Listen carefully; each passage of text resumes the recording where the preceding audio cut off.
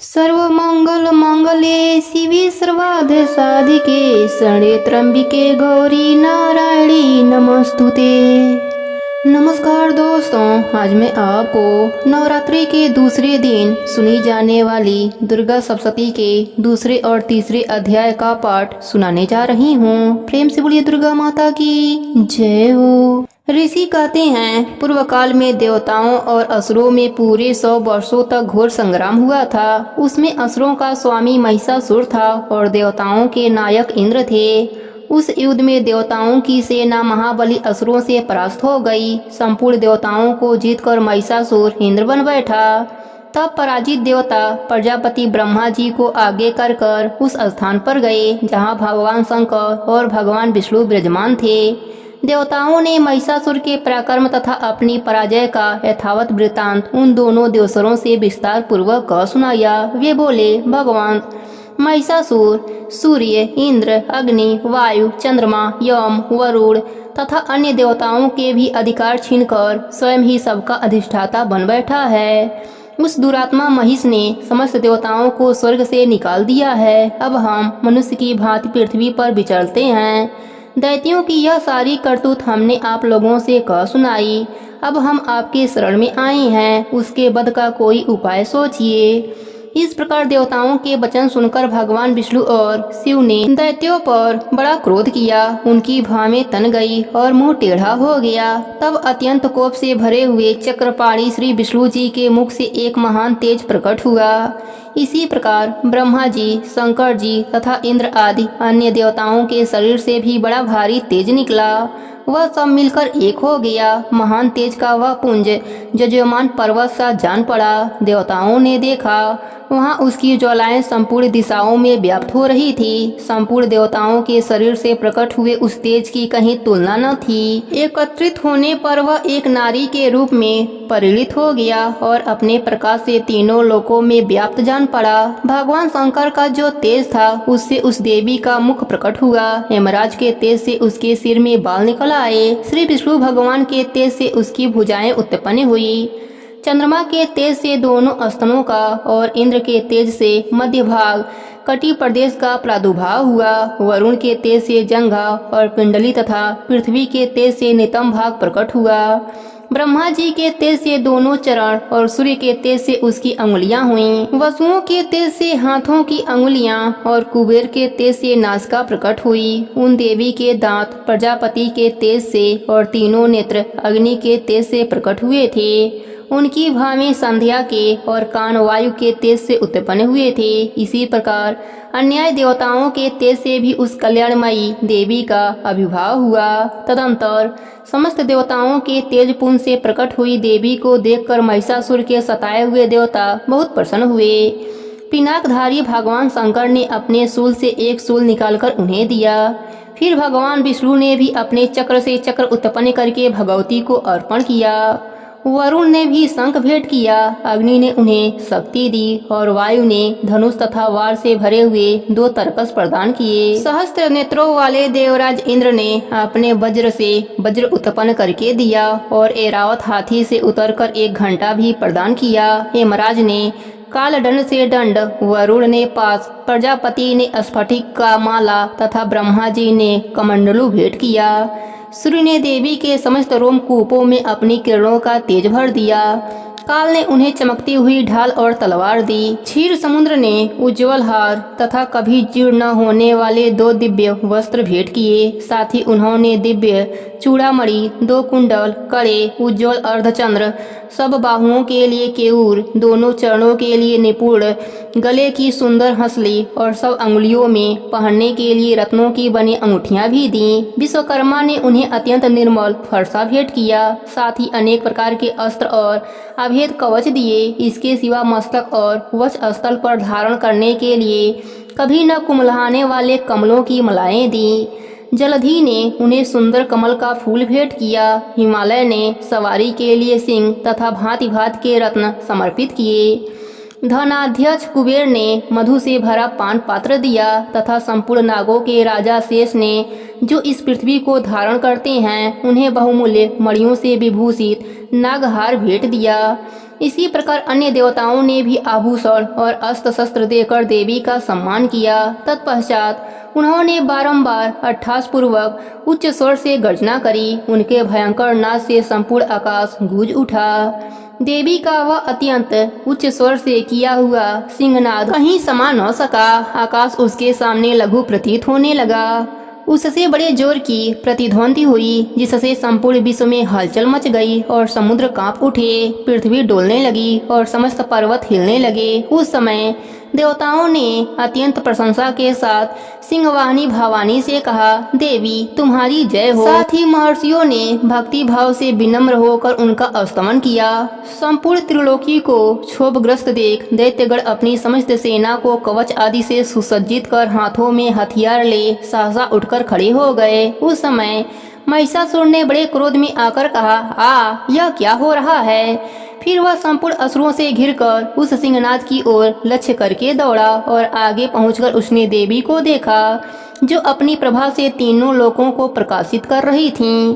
उनके चरणों के भार से पृथ्वी दबी जा रही थी, माथे के मुकुट से आकाश में रेखा सी खींच रही थी तथा वे अपने धनुष की डंकार से सातों पतालों को क्षुब्ध किए देती थीं। देवी अपनी हजारों भुजाओं से समस्त दिशाओं को आच्छादित करके खड़ी थी। तदंतर उनके साथ दैत्यों का युद्ध छिड़ गया। नाना प्रकार के अस्त्र शस्त्रों के प्रहार से संपूर्ण दिशाएं उद्भासित होने लगी। चिछुर नामक महान असुर महिषासुर का सेना नायक था। वह देवी के साथ युद्ध करने लगा। अन्य दैत्यों की चतुरंगी सेना साथ लेकर चामर भी लड़ने लगा। 60,000 रथियों के साथ आकर उदग्र नामक महादैत्य ने लोहा लिया। 1 करोड़ रथियों को साथ लेकर महाहनु नामक दैत्य युद्ध करने लगा, जिसके रोएं तलवार के समान तीखे थे। वह असिलोमा नामक महादैत्य 5 करोड़ रथी सैनिकों सहित युद्ध में आ डटा। 60 लाख रथियों से घिरा हुआ वायस्कल नामक दैत्य भी उस युद्ध भूमि में लड़ने लगा। परिवारित नामक राक्षस हाथी सवार और घुड़सवारों के अनेक दलों तथा करोड़ों रथनियों के सेना लेकर युद्ध में आ डटा। बिडाल नामक दैत्य 5 अरब रथियों से घिरकर लोहा लेने लगा। इनके अतिरिक्त और भी हजारों महादैत्य रथ, हाथी और घोड़ों की सेना साथ लेकर महादेवी के साथ युद्ध करने लगे। स्वयं महिषासुर उस रणभूमि में कोटि कोटि सहस्त्र रथ, हाथी और घोड़ों की सेना से घिरा हुआ खड़ा था। वे दैत्य देवी के साथ तोमर, भिंदीपाल, शक्ति, मूसल, खड़ग, परशु और पटिस आदि अस्त्र शस्त्रों का प्रहार करते हुए युद्ध कर रहे थे। कुछ दैत्यों ने उन पर शक्ति का प्रहार किया, कुछ लोगों ने पास फेंके तथा कुछ दूसरे दैत्यों ने खड़ग प्रहार करके देवी को मार डालने का उद्योत किया। देवी ने भी क्रोध में भरकर खेल खेल में ही अपने अस्त्र शस्त्रों की वर्षा करके दैत्यों के वे समस्त अस्त्र शस्त्र काट डाले। उनके मुख पर परिश्रम या थकावट का रंच मात्र भी चिन्ह न था। देवता और ऋषि उनकी स्तुति करते थे और वे भगवती परमेश्वरी दैत्यों के शरीर पर अस्त्र शस्त्रों की वर्षा करती रहीं। देवी का वाहन सिंह भी क्रोध में भरकर गर्दन के बालों को हिलाता हुआ असुरों की सेना में इस प्रकार विचरने लगा, मानो वन में दानवता फैला रहा हो। रणभूमि में दैत्यों के साथ युद्ध करती हुई अंबिका देवी ने जितने निश्वास छोड़े, वे सभी तत्काल सैकड़ों हजारों गणों के रूप में प्रकट हो गए और परशु, भिंदीपाल, खड़ग तथा पटिस आदि अस्त्र शस्त्रों असुरों का सामना करने लगे। देवी की शक्ति से बढ़े हुए वे गण असुरों का नाश करते हुए नगाड़ा और शंख आदि बाजे बजाने लगे। उस संग्राम महोत्सव में कितने ही गढ़ मृदंग बजा रहे थे। तदंतर देवी ने त्रिशूल से, गदा से, शक्ति की वर्षा से और खड़ग आदि के सैकड़ों महादैत्यों का संहार कर डाला। कितनों को घंटे के भयंकर नाद से मूर्छित करके मार गिराया। बहुतेरे दैत्यों को पास से बांधकर धरती पर घसीटा। कितने ही दैत्य उनकी तीखी तलवार की मार से 2-2 टुकड़े हो गए। कितने ही गदा की चोट से घायल होकर धरती पर सो गए। कितने ही मुसल की मार से अत्यंत आहत होकर रक्त वमन करने लगे। कुछ दैत्य शूल से छाती फट जाने के कारण पृथ्वी पर ढेर हो गए। उस रणागढ़ में बाण समूहों की वृष्टि से कितने ही असुरों की कमर टूट गई।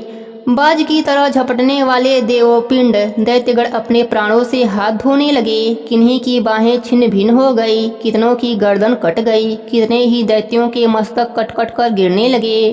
कुछ लोगों के शरीर मध्य भाग में ही विदर्भ हो गए। कितने ही महादैत्य जांघें कट जाने से पृथ्वी पर गिर पड़े। कितनों को ही देवी ने एक बांह, एक पैर और एक नेत्र वाले करके 2 टुकड़ों में चीर डाला। कितने ही दैत्य मस्तक कट जाने पर भी गिरकर फिर उठ जाते और केवल धड़ के ही रूप में अच्छे अच्छे हथियार हाथ में ले देवी के साथ युद्ध करने लगते थे।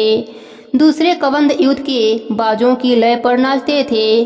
कितने ही बिना सिर के धड़ हाथों में खड़ग, शक्ति और सृष्टि लिए दौड़ते थे तथा दूसरे महादैत्य ठहरो ठहरो यह कहते हुए देवी को युद्ध के लिए ललकारते थे। जहाँ वह घोर संग्राम हुआ था वहाँ की धरती देवी के गिराए हुए रथ, हाथी, घोड़े और असुरों की लाशों से ऐसी पट गई थी कि वहाँ चलना फिरना असंभव हो गया था। दैत्यों की सेना में हाथी, घोड़े और असुरों के शरीर से इतनी अधिक मात्रा में रक्तपात हुआ था कि थोड़ी ही देर में वहां खून की बड़ी बड़ी नदियां बहने लगीं। जगदम्बा ने असुरों की विशाल सेना को क्षण भर में नष्ट कर दिया। ठीक उसी तरह जैसे तृण और काठ के भारी ढेर को आग कुछ ही क्षणों में भस्म कर देती है, और वह सिंह भी गर्दन के बालों को हिला हिला कर जोर जोर से गर्जना करता हुआ दैत्यों के शरीर से मानो उसके प्राण चूने जा रहा था।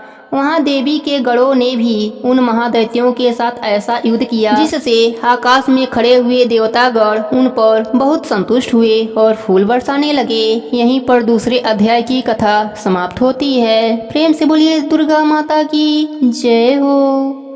ऋषि कहते हैं, दैत्यों की सेना को इस प्रकार तहस नहस होता देख महादैत्य सेनापति चिछुर क्रोध में भरकर अंबिका देवी से युद्ध करने के लिए आगे बढ़ा। वह असुर रणभूमि में देवी के ऊपर इस प्रकार बाणों की वर्षा करने लगा जैसे बादल मेरुगिरी के शिखर पर पानी की धार बरसा रहा हो। तब देवी ने अपने बाणों से उसके बाण समूह को अनायास ही काटकर उसके घोड़ों और सारथी को भी मार डाला। साथ ही उसके धनुष तथा अत्यंत ऊंची ध्वजा को भी तत्काल काट गिराया। धनुष कट जाने पर उसके अंगों को अपने बाणों से बींच डाला। धनुष, रथ, घोड़े और सारथी के नष्ट हो जाने पर वह असुर ढाल और तलवार लेकर देवी की ओर दौड़ा। उसने तीखी धार वाली तलवार से सिंह के मस्तक पर चोट करके देवी की भी बाईं भुजा में बड़े वेग से प्रहार किया। धनुष, रथ, घोड़े और सारथी के नष्ट हो जाने पर वह असुर ढाल और तलवार लेकर देवी की ओर दौड़ा। उसने तीखी धार वाली तलवार से सिंह के मस्तक पर चोट करके देवी की बाईं भुजा में बड़े वेग से प्रहार किया। राजन, देवी की बांह पर पहुंचते ही वह तलवार टूट गई। फिर तो क्रोध से लाल आंखें करके उस राक्षस ने शूल हाथ में लिया और उसे उस महादैत्य ने भगवती भद्रकाली के ऊपर चलाया। वह शूल आकाश से गिरते हुए सूर्यमंडल की भांति अपने तेज से प्रज्वलित हो उठा। उस शूल को अपनी ओर आते देख देवी ने भी शूल का प्रहार किया। उससे राक्षस के शूल के सैकड़ों टुकड़े हो गए। साथ ही महादैत्य चिछुर की भी धज्जियां उड़ गई। वह प्राणों से हाथ धो बैठा। महिषासुर के सेनापति उस महाप्रकर्मी चछुर के मारे जाने पर देवताओं को पीड़ा देने वाला चामर हाथी पर चढ़कर आया। उसने भी देवी के ऊपर शक्ति का प्रहार किया, किंतु जगदम्बा ने उसे अपने हुंकार से ही आहत एवं निष्प्रभ करके तत्काल पृथ्वी पर गिरा दिया। शक्ति टूटकर गिरी हुई देख चामर को बड़ा क्रोध आया। अब उसने शूल उठाया, किंतु देवी ने उसे भी अपने बाणों द्वारा काट डाला। इतने में ही देवी का सिंह उछलकर हाथी के मस्तक पर चढ़ बैठा और उस दैत्य के साथ खूब जोर लगाकर बाहु युद्ध करने लगा। वे दोनों लड़ते लड़ते हाथी से पृथ्वी पर आ गिरे और अत्यंत क्रोध में भरकर एक दूसरे पर बड़े भयंकर प्रहार करते हुए लड़ने लगे। तदंतर सिंह बड़े वेग से आकाश की ओर उछला और उधर से गिरते समय उसने पंजों की मार से चामर का सिर धड़ से अलग कर दिया। उसी प्रकार उदग्र भी शिला और वृक्ष आदि की मार खाकर रणभूमि में देवी के हाथ से मारा गया तथा कराल भी दांतों, मुक्कों और थप्पड़ों की चोट से धराशायी हो गया। क्रोध में भरी हुई देवी ने गदा की चोट से उदत का कचुम्बर निकाल डाला। विधिपाल ने वाष्पल को तथा बाणों से ताम्र और अंधक को मौत के घाट उतार दिया। 3 नेत्रों वाली परमेश्वरी ने त्रिशूल से उग्रस्य, उग्रवीर्य तथा महाहनु नामक दैत्यों को मार डाला। तलवार की चोट से बिडाल के मस्तक को धड़ से काट गिराया। ध्रुव और द्रुमुख इन दोनों को भी अपने बाणों से यमलोक भेज दिया। इस प्रकार अपनी सेना का संहार होता देख महिषासुर ने भैंसे का रूप धारण करके देवी के गढ़ों को त्रास देना आरंभ किया। किन्हीं को थुथुन से मारकर, किन्हीं के ऊपर खुरों का प्रहार करके, किन्हीं को पूंछ से चोट पहुंचाकर, कुछ को सिंहों से विदर्भ करके, कुछ गढ़ों को बेग से, किन्हीं को सिंहनाद से, कुछ को चक्कर देकर और कितनों को निश्वास वायु से झोंके से धराशायी कर दिया। इस प्रकार गणों की सेना को गिराकर वह असुर महादेवी के सिंह को मारने के लिए झपटा। इससे जगदम्बा को बड़ा क्रोध हुआ। उधर महाप्रकर्मी महिषासुर भी क्रोध में भरकर धरती को खुरों से खोदने लगा तथा अपने सिंहों से ऊंचे ऊंचे पर्वतों को उठाकर फेंकने और गर्जने लगा। उसके बेग से चक्कर देने के कारण पृथ्वी क्षुब्ध होकर फटने लगी। उसकी पूंछ से टकराकर समुद्र सब ओर से धरती को डुबोने लगा। हिलते हुए सिंहों के आगाज से विदर्भ होकर बादलों के टुकड़े टुकड़े हो गए। उसके श्वास की प्रचंड वायु के बेग से उड़े हुए सैकड़ों पर्वत आकाश से गिरने लगे। इस प्रकार क्रोध में भरे हुए उस महादैत्य को अपनी ओर आते देख चंडिका ने उसका वध करने के लिए महान क्रोध किया। उन्होंने पास फेंककर उस महान असुर को बांध लिया। उस महासंग्राम में बध जाने पर उसने भैंसे का रूप त्याग दिया और तत्काल सिंह के रूप में वह प्रकट हो गया। उस अवस्था में जगदम्बा ज्यों ही उसका मस्तक काटने के लिए उद्यत हुई, त्यों ही वह खड़गधारी पुरुष के रूप में दिखाई देने लगा। तब देवी ने तुरंत ही बाणों की वर्षा करके ढाल और तलवार के साथ उस पुरुष को भी बीच डाला। इतने में ही वह महान गजराज के रूप में परिणत हो गया तथा अपनी सूंड से देवी के विशाल सिंह को खींचने और गर्जने लगा। खींचते समय देवी ने तलवार से उसकी सूंड काट डाली। तब उस महादैत्य ने पुनः भैंसे का शरीर धारण कर लिया और पाले की भांति चराचर प्राणियों सहित तीनों लोकों को व्याकुल करने लगा। तब क्रोध में भरी हुई जगदम्बा चंडिका बारंबार उत्तम मधु का पान करने और आंखें लाल करके हंसने लगीं। उधर वह बल और पराक्रम के मद से उत्मत हुआ राक्षस गर्जने लगा और अपने सिंहों से चंडी के ऊपर पर्वतों को फेंकने लगा। उस समय देवी अपने बाणों के समूहों से उसके फेंके हुए पर्वतों को चूर करती हुई बोली। बोलते समय उनका मुख मधु के मद से लाल हो रहा था और बाड़ी लड़खड़ा रही थी। देवी ने कहा, ओ मूढ़, मैं जब तक मधु पीती हूँ तब तक तू क्षण भर के लिए खूब गरज ले। मेरे हाथों से यहीं तेरी मृत्यु हो जाने पर अब शीघ्र ही देवता भी गर्जना करेंगे। ऋषि कहते हैं, यो कहकर देवी उछली और उस महादैत्य के ऊपर चढ़ गईं। फिर अपने पैर से उसे दबाकर उन्होंने शूल से उसके कंठ में आघात किया। उनके पैर से दबा होने पर भी महिषासुर अपने मुख से दूसरे रूप में बाहर होने लगा। अभी आधे शरीर से ही वह बाहर निकल पाया था कि देवी ने अपने प्रभाव से उसे रोक दिया। आधा निकला होने पर वह महादैत्य देवी से युद्ध करने लगा। तब देवी ने बहुत बड़ी तलवार से उसका मस्तक काट गिराया। फिर तो हाहाकार करती हुई दैत्यों की सारी सेना भाग गई तथा संपूर्ण देवता अत्यंत प्रसन्न हो गए। देवताओं ने दिव्य महर्षियों के साथ दुर्गा देवी का स्तमन किया।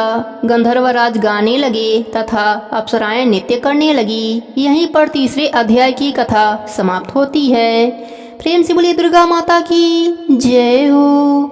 अब सुनते हैं माता की आरती। तमेव माता च पिता तमेव, तमेव बंधु च सखा तमेव, तमेव विद्या द्रविणं तमेव, तमेव सर्व मम देव देव।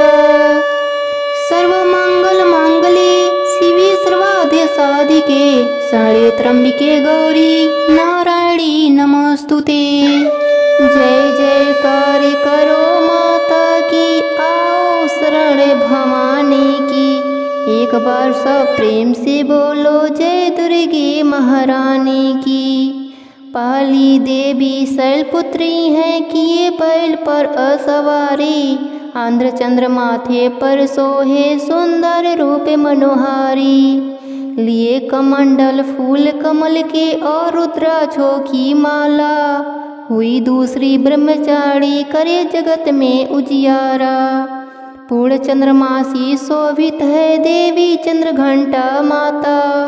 इनके सुमिरन निर्मल भी सबल शत्रु पर जय पाता। चौथी देवी कुष्मांडा है, इनकी लीला है न्यारी। अमृत भरा कलश है कर में किए भाग की असवारी। कर में कमल सिंह पर आसन सबका शुभ करने वाली। मंगलमयी स्कंद माता है जग का दुख हरने वाली। मुनि कात्यायन की कन्या है सबकी कात्यायनी माँ। दानवता की शत्रु और मानवता की सुखदाई माँ। सप्तम काल रात्रि हैं देवी महाप्रलय ढाने वाला। प्राणी मात्र का रक्षण करती महाकाल को खाने वाली। श्वेत बैल है वाहन जिनका तन पर श्वेतांबर माला। यही महागौरी देवी है सबकी जगदम्बा माता। शंख चक्र और गदा पद कर में धारण करने वाली। यही सिद्धिदात्री देवी है सिद्धि रिद्धि देने वाली। जय कल्याणमयी नौ दुर्गे जय हो शक्ति दायिनी माँ। जयति जयति चंडी नौ दुर्गे जय गिरजा महारानी माँ। प्रेम से बोलिए नौ दुर्गा माता की जय हो। अम्बे तू है जगदम्बे काली। जय दुर्गे खप्पर वाली। तेरे ही गुणे गाएं भारती। ओ मैया हम सब उतारे तेरी आरती।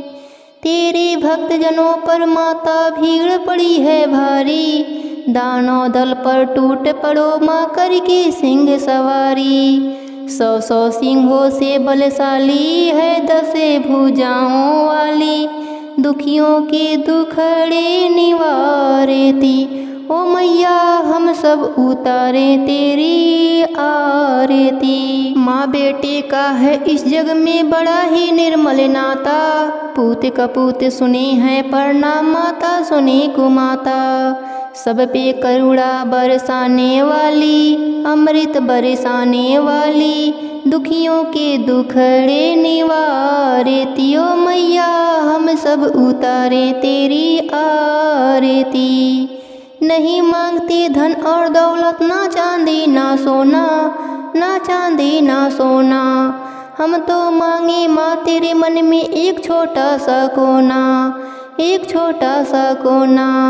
सबकी बिगड़ी बनाने वाली। लाजे बचाने वाली। सतियों के संग को सवारती।